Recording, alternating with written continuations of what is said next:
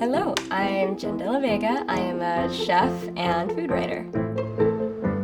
On Instagram, I post a lot of my breakfast, and I get the most reactions from when I pop an egg yolk on camera.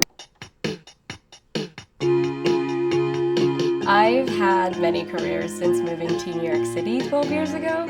I started in the music industry. I bounced back and forth between TV analysis and cooking and theater, and I worked at a Silicon Valley company. Day and night, I was still coming home with lots of groceries, cooking my breakfast, cooking dinner, doing photo shoots with it, writing recipes as much as I could, because the dream was to start my own catering company. Oh, there are so many fears associated with transitioning careers, especially from one where there is high income going to one where is generally low income. But I felt this internal pressure and unhappiness. It wasn't that my job was terrible. My day job was great. There was a point where I didn't want to cook when I came home, and that was a big wake-up call. Because if that's the thing I love and I don't want to do it, I need to make a change. I used to think I needed to have that traditional restaurant career, and that's not true.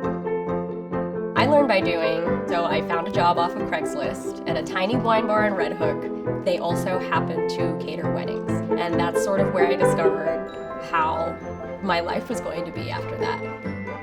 It took years of community building to make enough friends in the food industry so I had a safety net of people to look to and ask questions. How do you do this? What is an invoice?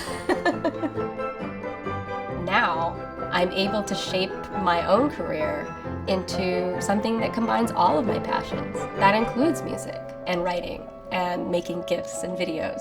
My recipes online sort of come alive. It feels like such a great symbiotic relationship of all things that I love. I would say that my videos are pretty sensual. They trigger feelings that people don't know that they have about food, I think.